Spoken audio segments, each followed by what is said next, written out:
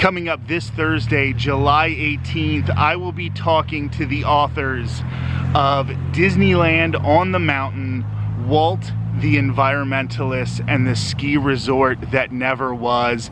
This is a fantastic conversation when we talk about these dead Disney projects that were in development but then later ended up in the graveyard of Disney projects, like Disney's America. There was a project in Australia. They were talking about doing something in DC, and then of course Disneyland On The Mountain. This is the first of those killed projects, and it has a really interesting story, and we're gonna delve all into it with the authors. This was going to be, and when you say the graveyard of Disney projects, what's so interesting about this is because this is Walt Disney himself. So this really was one of the original killed Disney projects, which makes it so interesting because it was so important to Walt. And this was something he really wanted. So this was going to be in a place called Mineral King, California. And that place was and is, it was at the time right by Sequoia National Park, right outside of that area. And spoiler alert, now it is in Sequoia National Park.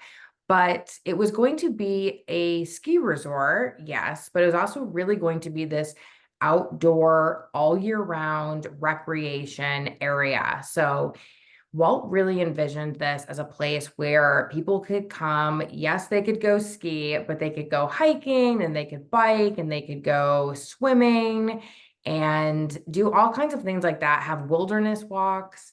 And he really also saw this as somewhere that people could really enjoy that area and basically get educated on the outdoors.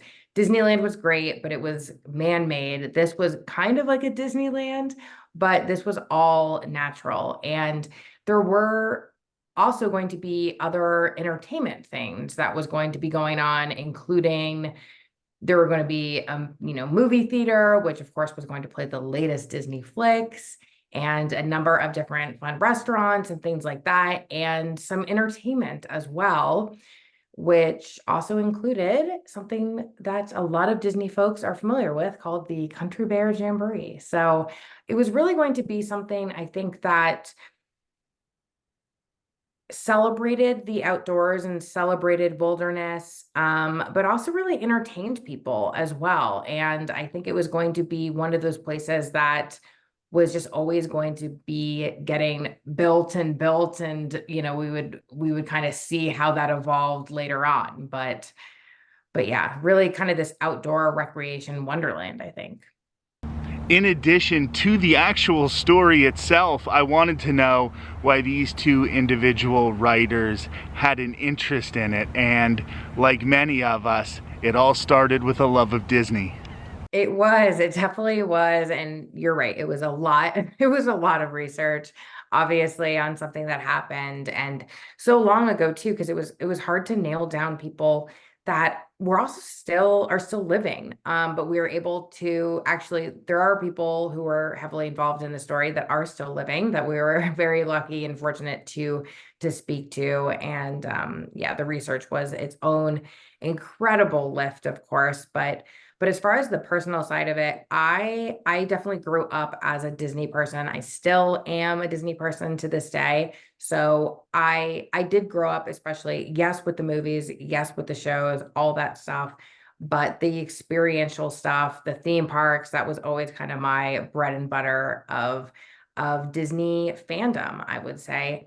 And as I got older, especially, I was very interested in Disney history and company history, and of course finding out about some of those parks and projects and things like that that never happened, and of course having the original one essentially, and the one that really shaped so much of who Walt really was and what the company was about and what the company has really become because of Mineral King was just really so fascinating to me and really to us as well. We had a few years back, we were in San Francisco and we went to the Walt Disney Family Museum.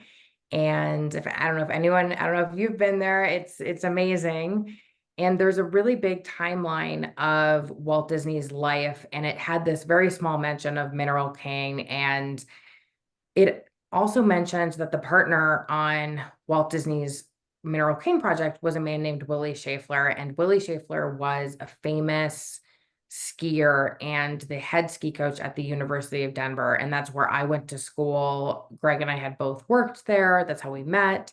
So that also kind of piqued our interest in terms of, wait, there's also this interesting Denver connection, this Colorado connection, and how does Willie Schaeffler fit into this?